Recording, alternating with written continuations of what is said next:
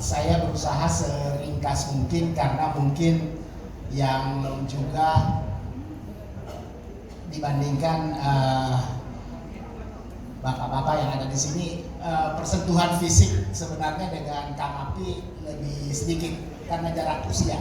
Tapi ada satu yang membuat saya meskipun tidak intensif sekali bertemu dengan Kang Api menjadi terkesan sekali karena Kang Api itu berada dalam posisi yang kalau dia mau otoriter atau mau paternalistik sangat bisa. Dia angkatan pertama di pesantren, kemudian dia menjadi tokoh utama di gerakan masyarakat sipil, dan karena itu memiliki privilege kalau dia ingin mendominasi orang. Tapi saya ingat pertama kali bertemu dengan Kak Api, begitu lihat dari jauh seperti disampaikan oleh Pak Said tadi, orangnya tinggi besar, kumisan. Dia sosok yang bisa intimidating. Tapi saya juga mendengar bahwa dia orang yang sangat ramah pada siapapun. Jadi dengan takut-takut saya mendekat. Kalau saya bilang saya dari Unhas, agak susah mendapatkan perhatian karena Unhas kan terlalu banyak orang. Kalau saya pakai bahasa Arab rusak tadi dari IMIN, kemungkinan bisa lebih melekat sedikit di kepalanya. Jadi takut-takut saya menyapa dengan bahasa Arab Tamalandria itu dan kemudian dia kaget. Oh kok dari ini, meskipun jaraknya terlalu jauh, ada lebih 10 tahun. Dan Kak Api, saya kira tadi malam saya diskusi sedikit dengan Kak Armin, apa yang kira-kira bisa saya sampaikan yang sedikit berbeda. Kak Api itu tumbuh di lingkungan yang sangat paternalistik. Pesantren itu di mana-mana hierarkis, maskulin, machoism. Dan kita yang pernah tinggal dalam kultur pesantren merasakan mungkin sedikit atau banyak trauma pada hal itu, meskipun kita berusaha merasionalisasinya.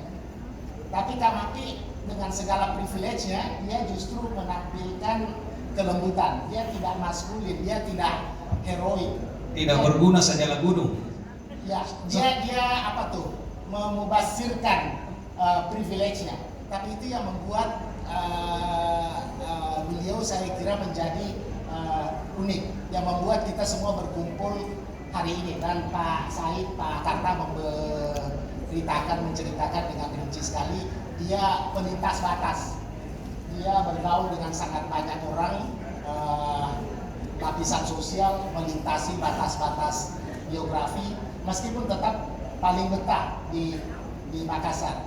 Jadi Pak Api saya kira justru berwibawa dalam keramahannya pada semua orang, perlakuan yang egaliter, yang berlawanan sekali dengan kultur di mana dia tumbuh. Ya, dan juga dia membuat orang nyaman. Kita terintimidasi dengan sosoknya yang tinggi besar, tapi begitu berbicara, kelembutan, halus mungkin ya kalau dalam bahasa Bugis atau Makassar. Kita memberikan penghormatan yang genuine, tulus, karena itu justru karena energi non maskulin, feminin. Dan karena saya dari kedokteran, kesehatan, makin lama dalam sains biomedis itu terbukti sebenarnya femininity is much stronger than masculinity. Itu yang bisa menjelaskan mengapa harapan hidup, life expectancy perempuan atau juga di sejumlah spesies di binatang misalnya atau di mamalia selalu jauh lebih tinggi dibandingkan laki-laki. Jadi Kak Api yang tinggi besar itu justru feminin. Ada Kak Ima berdiri di sana. Kak Ima, you owe me a cup of coffee. Karena dari tulisan Kak Ima saya belajar bagaimana Kak Api juga akhirnya masuk ke isu-isu non maskulin.